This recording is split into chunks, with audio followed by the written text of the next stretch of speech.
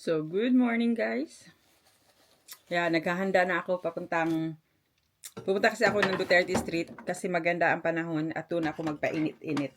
So, ang layo ng pag-init-initan. Tapos, dadaan muna ako ng hospital kasi kailangan kong, sana ba yung ano ko?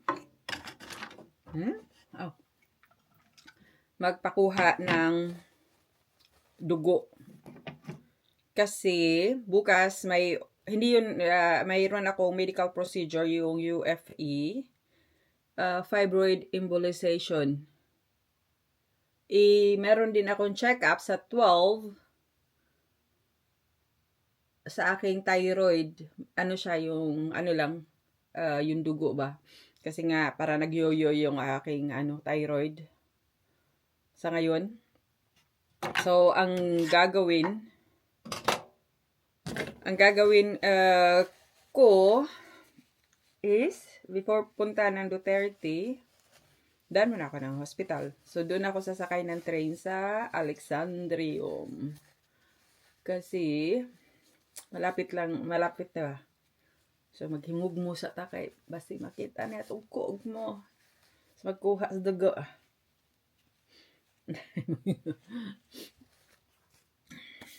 Tapos bababa ako kakain, yun na lang. Para pero mag-lipstick na, ano na naman siya. Ay, saan na naman yung ko? Ano ba yan? Yung gusto kong, asan ko naman nalalagay? Baka nasa baba na naman. Yung lip balm na paborito ko ba?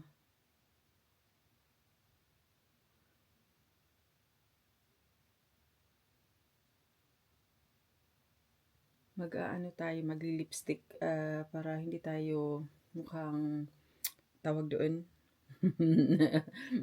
Grabe, kaluspad ba? Ito, baka nandun sa baba. Baba. Paano ba yan? Dalhin ko ito. O ba yan? Dinala ko na yun sa taas Mas gusto ko yun kasi hindi drying sa lips. Tayo ko mag-dry yung lips ko ngayon.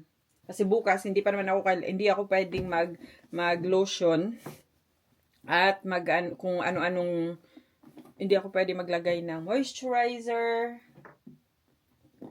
So, ito yung bag. So, lang ako yung short na trench coat. Kasi maski naka-t-shirt lang kasi ako. Manipis pa naman to na t-shirt. So, baka mamaya lamigin tayo. Tapos, So, ayan lang naman siya. Very, very simple lang ang ating, makikita pala. Very simple lang ang ating outfit. So, doon, mag-perfume.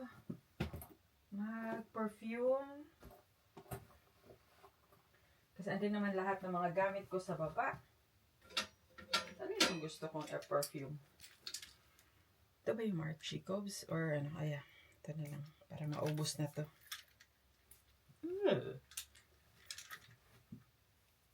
Sana hindi siya hindi siya mag-stain. Tapos, ating jacket. Ito maganda talaga to. Naglalast to sa akin.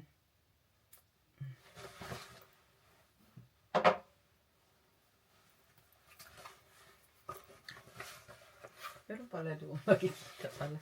So, ayan, kailangan ko nung umalis para magawa ko lahat yung gusto kong gawin. So, ito na yung trench. Itali ko lang sa likod kasi kailangan ko yung tali. Ano ba yan? Ayoko kasing tawag doon. Yeah.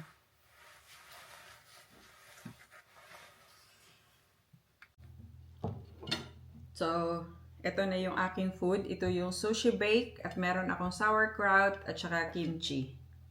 Weird na combination siguro. Pero kumakain ako, tinatry ko everyday na kumakain na ng sauerkraut or kimchi. Pero ngayon, gusto ko siyang pagsabayin.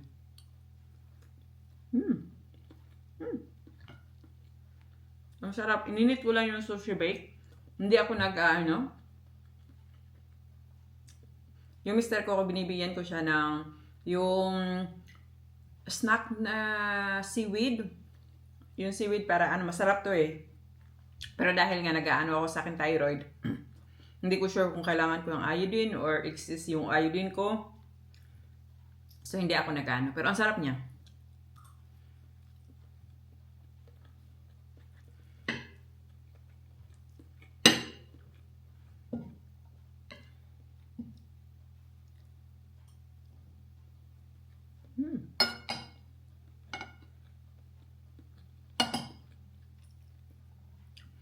Kasi maganda ang panahon, doon tayo magpainit-init sa Duterte Street. Matagal na rin ako hindi nakapunta.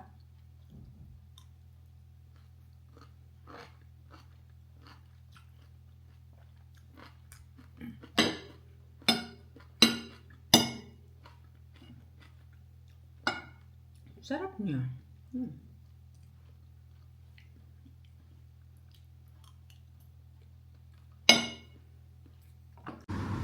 So, andito na ako sa sa Den Haag. Pasaway yung pakuha na ng dugo. Grabe ka busy. Sana maabutan ko pa si BP. At na makapagpa-picture. Until 3 daw yung visit eh. So, andito na naman tayo. Kay Tatay D. Ayan. Familiar na yan yung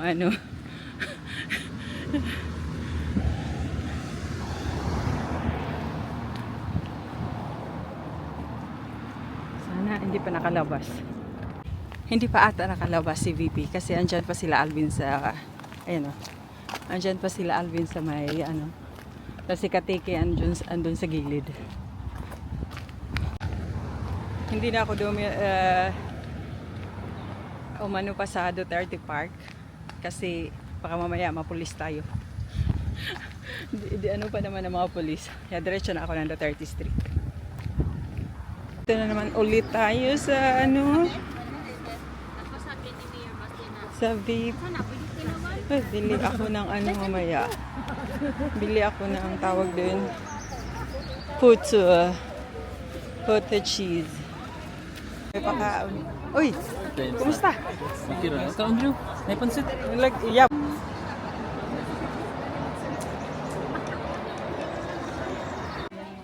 So, andyan na si VP. Kasama si Alvin. Ayan. Hi, ma'am. Hello.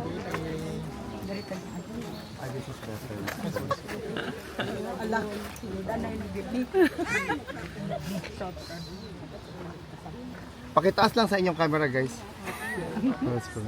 VP Inday, good afternoon. Welcome back to the Duterte Street. How are you today? I am okay.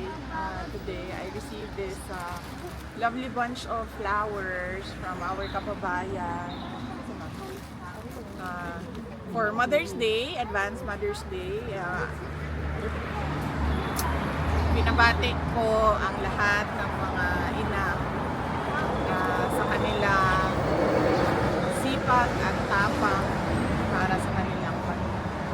Ma'am, do you have plans for the Mother's Day? Wala akong plans for Sunday, no? Sunday, ma'am. VP Inday, how's our former president, your father, today? He's okay today. So, nakalimutan ko diba tanongin sa kanya kung ano yung message niya para sa inyong lahat na nandito sa Duterte Street, sa Den Haag at sa buong mundo na nagpapahayag ng suporta sa kanya at pagmamahal at pagdarasal para sa kanyang kalayaan.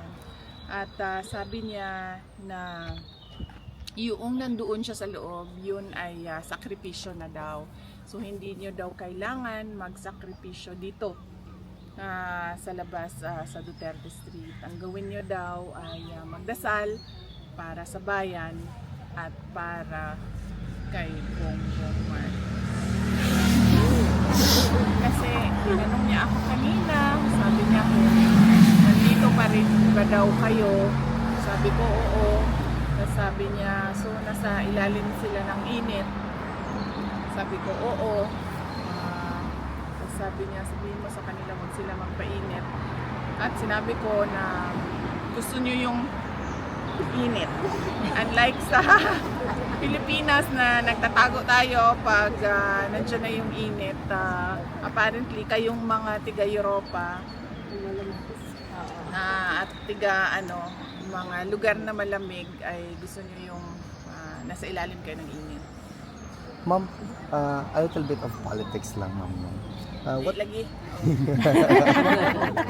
What is your reaction, ma'am, to the government actually going after individuals in the name of Jay Sonsa, Ka Eric, Eloy Bugris is also part of those who are going to be subpoenaed, ma'am, with respect to them airing their or exercising their freedom of expression.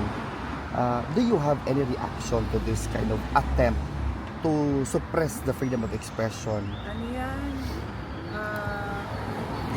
Masyadong sensitive yung mga ganyan na mga tao na apektado sa opinyon ng ordinaryong mamamayan ay sensitive, insecure, at takot. So, that is the power of the individuals that they are going after. Takot sila dyan sa kanila. If you are going to give an advice to this individual, ma'am, because knowing ikaw, ma'am, kaliwat kanan ang paninira sa iyo, but still you remain graceful, beautiful, radiant. What can you say as a tip para sa mga taong ito para maging as beautiful as you are?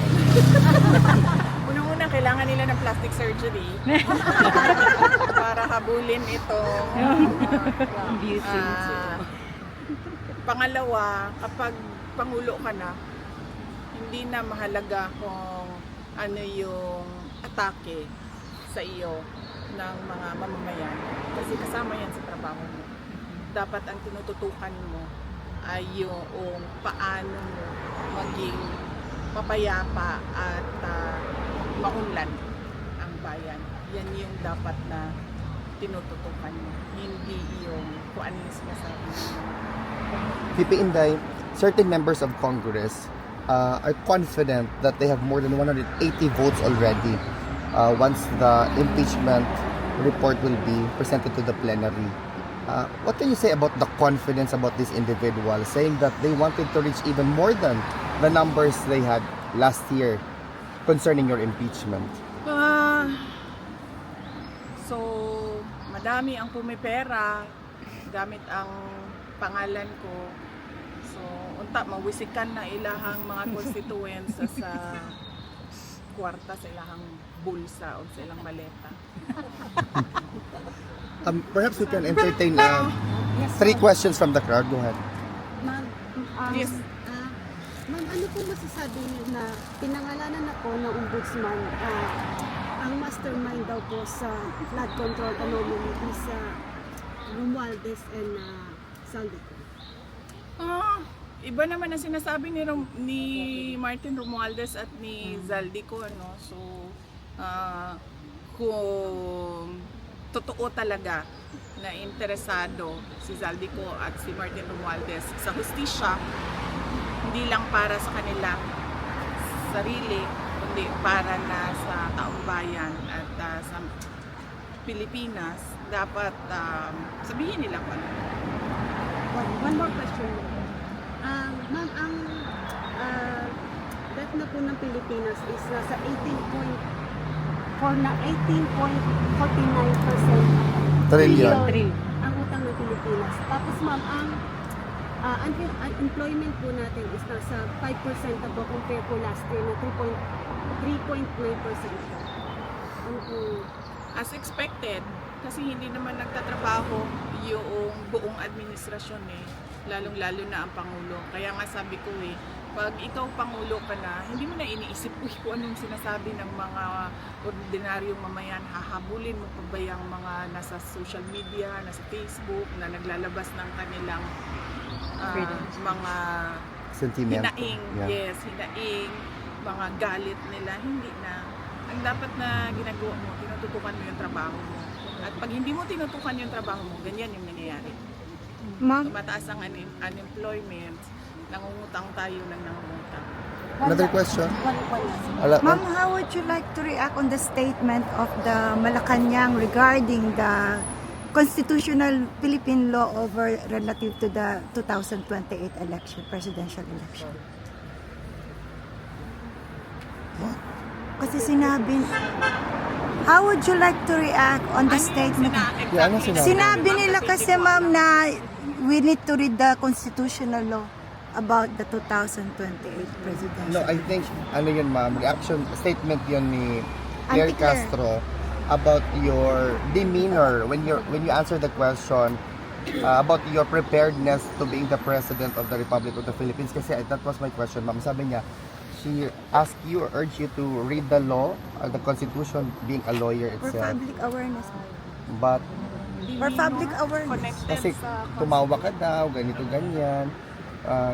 Bakit ka daw ganon? Excited ka pa daw na pag-usapan ng election at hindi ka while si BBM ay nagtatrabaho, ganito, ganyan. But, Okay. Lagi ko sinasabi no na kapag si Claire Castro ang nagsasalita, huwag niyo pansinin o bigyan ng halaga.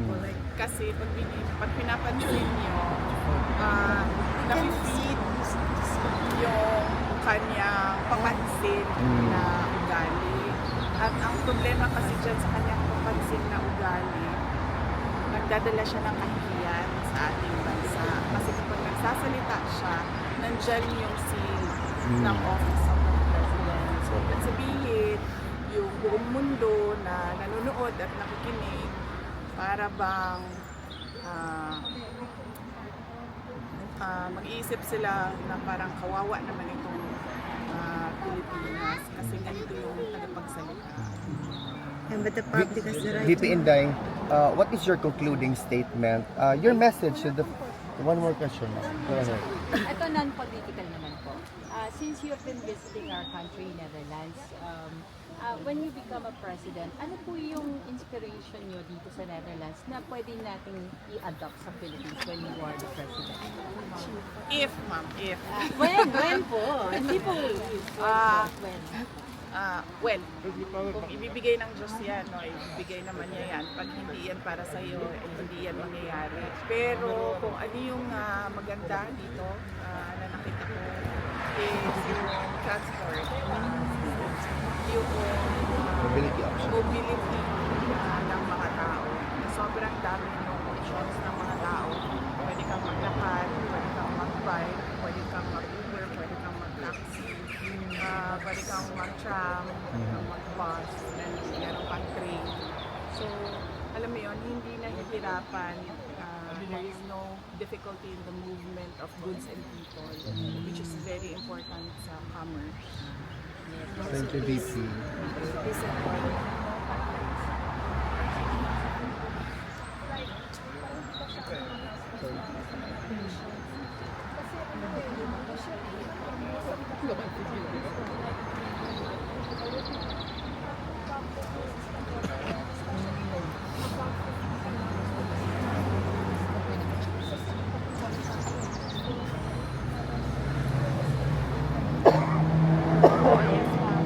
Yan talaga yung basic man ng apat.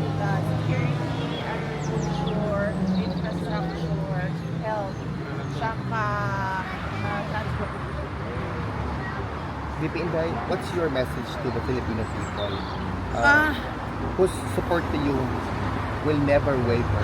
Wala na, hindi naman nagbabago yung mensahe ko para sa lahat eh. Kayo sa lahat ng mga nandito, nagbiyahe, nag-absent sa trabaho, nag-change ng day off,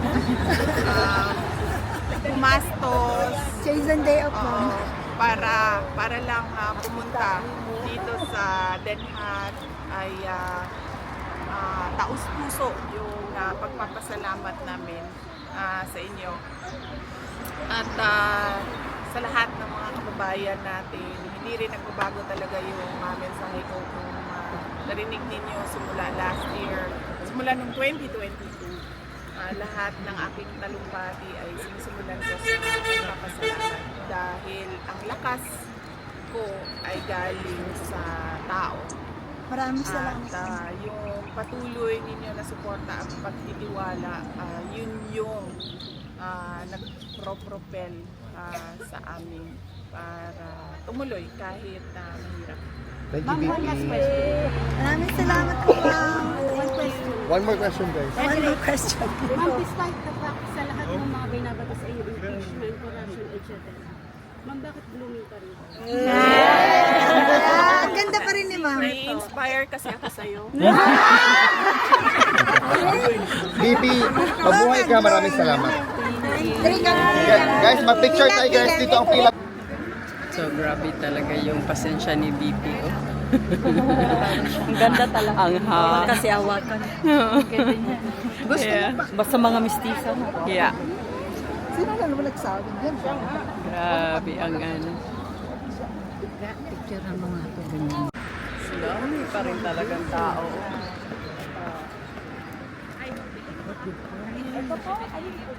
Duterte at syempre sa akin, sa patuloy ninyo na pagtitiwala. Mabuhay kayo, mag-ingat. Uwian na. Kasi maaga pa ako bukas. Ayan.